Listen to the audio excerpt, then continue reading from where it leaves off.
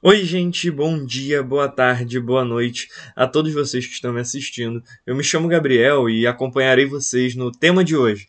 Nesse vídeo, nós falaremos sobre uma das 5 solas da Reforma, a sola gratia, ou somente a graça.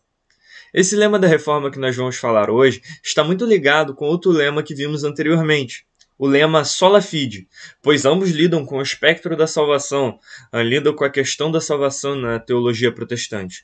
Porém, apesar de eu incentivar que vocês assistam outro vídeo para complemento, não será necessário para que entendam o que será dito nesse vídeo. Com essa questão de iniciação apresentada, eu quero iniciar dizendo o que vai acontecer nesse vídeo de hoje. No vídeo de hoje, nós veremos uma explicação do que é o conceito de sola gratia. Após isso, veremos uma apresentação da sola gratia nas diversas confissões protestantes, nas confissões de fé e catecismos dentro do protestantismo. Através dessas confissões, nós iremos fazer uma síntese das crenças, formulando um tipo de lema comum e terminar apresentando a sola gratia nas próprias escrituras. Com essas questões do que nós vamos ver no vídeo de hoje apresentada, eu quero desde já começar a tratar da nossa definição, com o nosso primeiro ponto, que é o sola gratia, uma definição. O termo sola gratia, ele é um termo em latim, que é traduzido para o português como somente a graça. Esse termo ele é a definição da soteriologia protestante, do estudo da salvação numa visão protestante. Esse lema, a sola gratia, é um dos que define um dos pontos centrais do protestantismo. A salvação não vem por mérito humano. Obra nenhuma pode te levar a ser salvo. A salvação é somente pela graça de Deus, como define o termo somente a graça. Uma das declarações que nós vemos que apresenta uma clara definição do que é a sola gratia é a Declaração de Cambridge de 1996. Que através de afirmações e negações declara o lema sola gratia. Nós vemos aqui nessas reafirmações, reafirmamos que na salvação somos resgatados da ira de Deus, unicamente pela sua graça. A obra sobrenatural do Espírito Santo é que nos leva a Cristo, soltando-nos de nossa servidão ao pecado, erguendo-nos da morte espiritual à vida espiritual. Negamos que a salvação seja em qualquer sentido obra humana. Os métodos, técnicas ou estratégias humanas por si só não podem realizar essa transformação. A fé não é produzida pela nossa natureza não regenerada. Agora, nós veremos uma apresentação desse lema na fé protestante, o que vai ser o nosso segundo ponto tratado nesse vídeo. Essa apresentação, o sola gratia, uma apresentação.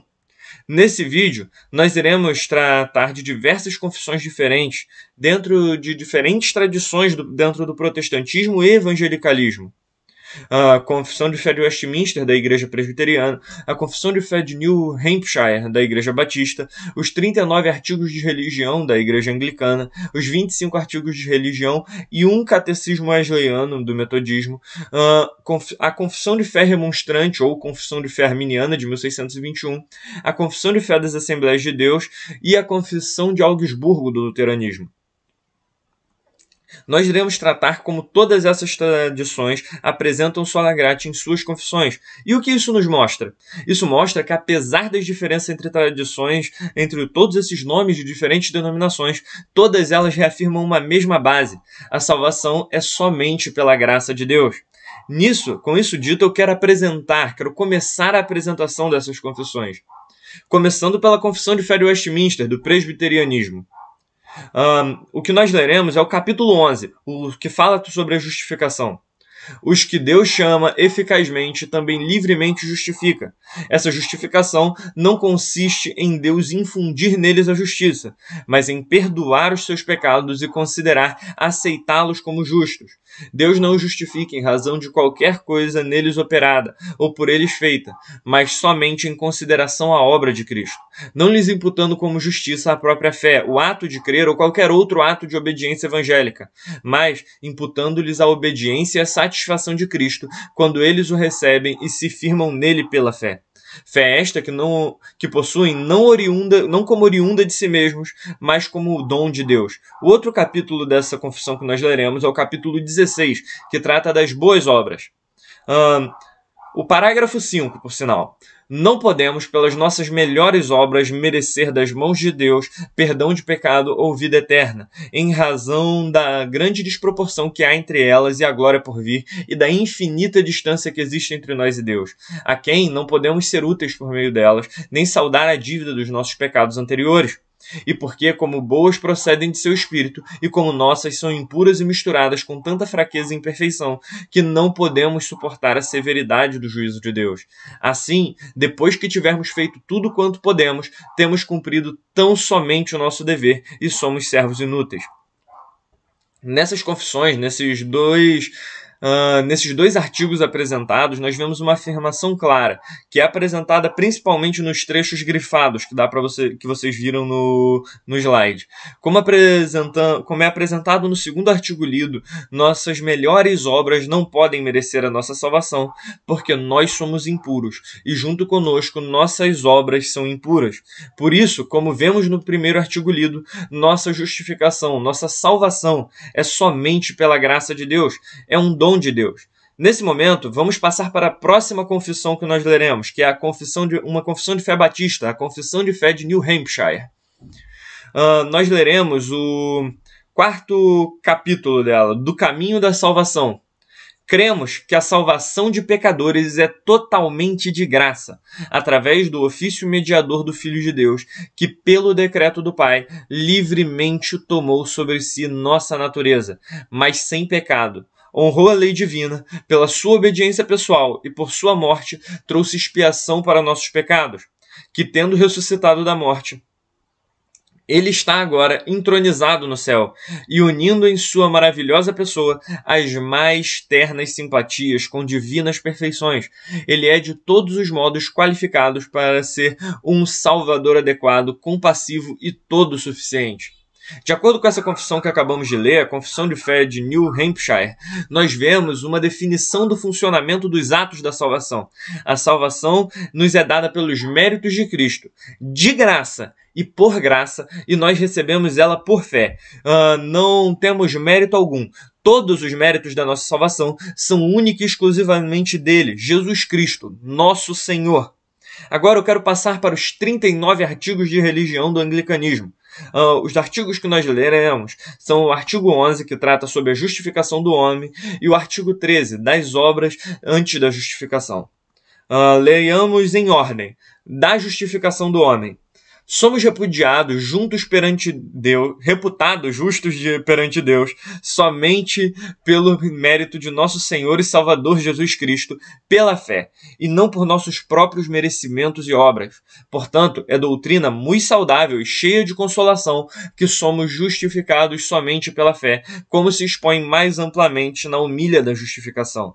Agora eu quero ler o artigo 13, das obras antes da justificação. As obras feitas antes da graça de Cristo e da inspiração do seu Espírito não são agradáveis a Deus, porquanto não procedem da fé em Jesus Cristo, nem fazem homens dignos de receber a graça, nem, como dizem os autores escolásticos, merecem a graça de congruidade, uma graça que se assemelha muito a um tipo de semi-pelagianismo, a crença de que o homem pode agir para a sua salvação sem a graça de Deus, mas Deus completaria essa obra. Muito pelo contrário, continuando o texto do 13º artigo de religião do anglicanismo. Muito pelo contrário, visto que eles não são feitas como Deus quis e ordenou que fossem feitas, não duvidamos ter em elas a natureza do pecado. Nós vemos nesses artigos de religião do anglicanismo uma afirmação pela negação do oposto, uma figura de linguagem que existe, uma litote, que é o nome que se dá para esse afirmação pela negação do oposto. No artigo da justificação é declarado que somos justos não pelos nossos méritos, merecimentos e obras, mas pelo mérito e obra de Jesus Cristo, nosso Senhor. É declarado, negando que nós somos salvos, reputados justos pelos nossos méritos, aí se afirma que Cristo é aquele que tem mérito pela nossa salvação. E no artigo sobre as boas obras, nós vemos a declaração de que nenhuma boa obra faz do homem digno da graça de Deus e da justificação que receberia por meio dessa graça. Novamente, nós vemos esse mesmo tipo de figura de linguagem, onde se nega qualquer tipo de salvação por obras e, por consequência, afirma-se a salvação por graça. Agora eu quero passar para os 25 artigos de religião e um catecismo wesleyano. Antes de iniciar esse ponto, vale ressaltar que este catecismo que vamos citar é um catecismo que foi escrito por Ryan Kinblinger, baseando-se, ou melhor, transcrevendo os escritos de Wesley, e por isso não é exatamente um catecismo da Igreja Metodista, pois nunca foi reconhecido oficialmente. Porém, vamos começar a leitura. Artigo 9 dos 25 artigos de religião do metodismo. Da justificação do homem. Somos considerados justos diante de Deus somente pelos méritos de nosso Senhor e Salvador Jesus Cristo, pela fé e não por nossas próprias obras ou merecimentos. Esse artigo tem uma continuação, e por isso que vocês veem aí no slide vocês veem uma reticências entre colchetes, que indica que existe continuação, porém não muda o sentido do texto. Porém, para uma questão de tempo, vamos continuar. Um catecismo metodista explicando como que Wesley interpreta essa questão. Questão 18. Como Wesley entende o 9º artigo de religião? Resposta. Mas para que esta verdadeira doutrina da justificação pela fé seja verdadeiramente compreendida, observe-se que a justificação é um ofício exclusivo de Deus, e não é algo que nós lhe rendemos, mas algo que recebemos dele por sua livre misericórdia, ou graça, através dos únicos méritos de seu amado Filho, pelo que devemos, portanto, confiar somente na misericórdia de Deus, na graça de Deus e no sacrifício de Cristo ofereceu por nós na cruz. Nessa confissão e catecismo nós vemos que a nossa justificação é pelos méritos de Cristo, pela misericórdia de Deus, ou como podemos utilizar outro termo para definir, pela graça de Deus. Nesse momento eu quero passar para outra confissão de fé, a confissão de fé arminiana ou remonstrante de 1621. O que nós leremos nela é o seu capítulo 17, que trata sobre os benefícios e promessas de Deus, principalmente da eleição para a graça ou do chamado para a fé. Nós leremos o artigo 6, o parágrafo 6 desse capítulo, onde declara assim: pensamos, portanto, que a graça de Deus é o começo, o progresso e a conclusão de todo bem, de modo que nem mesmo um homem regenerado pode sem precedente ou impedimento, ou seja, graça preveniente, a graça que procede ou vem antes, ou excitando, seguindo e cooperando com a graça, pense, deseje ou termine qualquer coisa boa para ser salvo, muito menos resistir a quaisquer atrações ou tentações para o mal. Assim, fé, conversão e todas as boas obras e todas as ações piedosas e salvíficas que podem ser repensadas devem ser solidamente atribuídas à graça de Deus em Cristo como sua principal causa e primária causa. Essa confissão, a confissão de fé arminiana de 1621, ela tem um ponto interessante, pois ela tem esse tom apologético ou polêmico, no sentido patrístico do termo polêmico, é defesa da fé dentro da própria igreja. Ela busca defender a fé arminiana, a fé remonstrante. Eles nunca fazem somente uma apresentação do que se crê, mas em conjunto eles fazem uma defesa argumentativa da tese em questão, fora esse apelo à ortodoxia, claramente visível em cada capítulo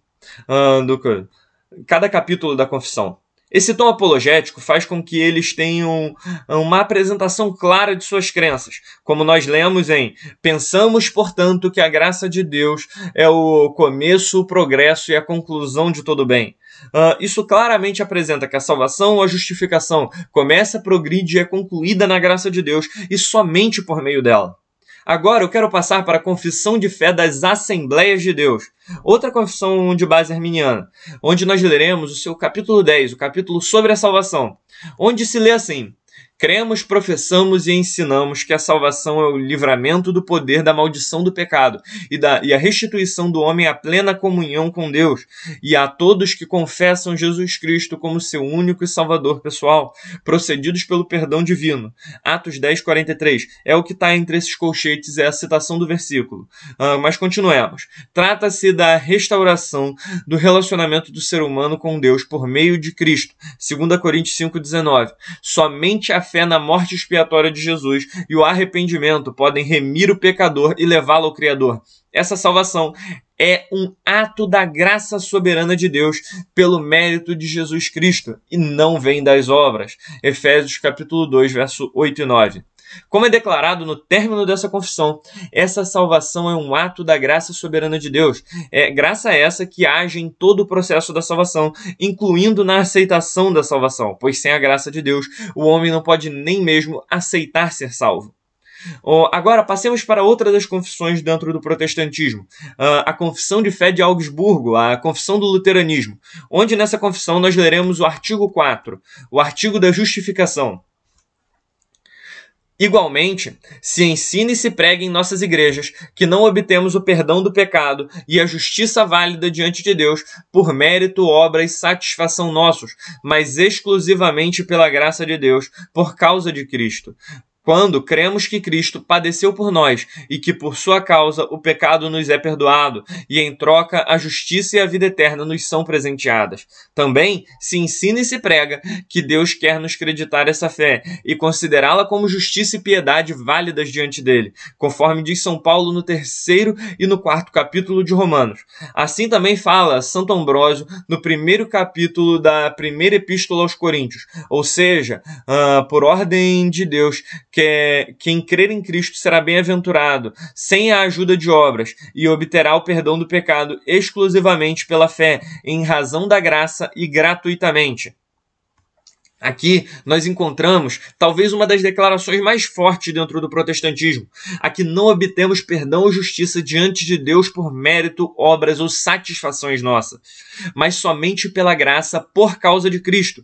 E a própria confissão faz questão de citar não apenas Paulo em Romanos 3 e 4, onde ele defende a salvação somente por fé e somente por graça, mas também Ambrósio, um dos pais da igreja, mostrando que essa não é uma invenção dos reformadores, mas uma verdade da igreja antiga, onde eles citam uma homília, uma glossa, ou que nós chamaríamos propriamente dito, não é exatamente, mas um comentário bíblico de Ambrósio, falando sobre a primeira epístola de Coríntios. Primeira epístola de Paulo aos Coríntios. E isso comprova que isso é uma verdade da igreja antiga, uma verdade entre os pais da igreja. A salvação é por graça. Agora eu quero passar para demonstrar a nossa síntese, o que nós vemos entre o que nós vimos entre cada uma das confissões protestantes, o que poderia ser esse lema do protestantismo quanto ao sola gratia. Nós lemos assim: cremos que a salvação do homem é unicamente fruto da graça soberana de Deus em Cristo. Nenhuma obra, mérito ou satisfação humana pode contribuir para a justificação. Tudo procede da livre misericórdia de Deus, que perdoa os pecados, concede justiça, vida eterna somente por causa dos méritos de Cristo, recebidos pela fé como dom divino. Essa breve declaração que nós lemos, ela define o que se crê quanto à graça em todo o protestantismo, mesmo entre todas as diferenças teológicas entre os presbiterianos, batistas, anglicanos, metodistas, arminianos, pentecostais e luteranos. Todos afirmam a mesma base: a salvação é somente pela graça de Deus, por meio de Cristo, sem qualquer mérito humano. Agora, eu quero trazer o nosso último ponto à tona, a sola gratia nas Escrituras. E nesse último ponto, eu quero trazer à tona a breve, mas principal declaração sobre a graça, que é o que as Escrituras falam sobre ela, pois para todos os protestantes, a Escritura tem o papel de juiz sobre toda e qualquer doutrina da Igreja. O texto que leremos é o texto de Romanos capítulo 3, do verso 22 ao 26.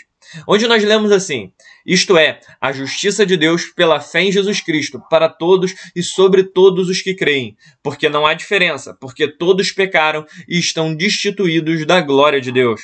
Verso 24, que é a nossa ênfase: sendo justificados gratuitamente pela sua graça, pela redenção que há em Cristo Jesus. Verso 25, ao qual propôs para propiciação pela fé no seu sangue, para demonstrar a justiça, pela remissão dos pecados dantes cometidos, sob a paciência de Deus, para a demonstração da justiça neste tempo presente, para que ele seja justo e justificador daquele que tem fé em Jesus. Nesse texto, nós vemos a base do sola gratia, da sola gratia. Todos nós pecamos e estamos destituídos da glória de Deus, mas recebemos a justiça de Deus por meio da fé em Jesus Cristo, sendo justificados gratuitamente, de graça, pela sua graça, para que ele seja o justo e justificador de todo aquele que nele crê.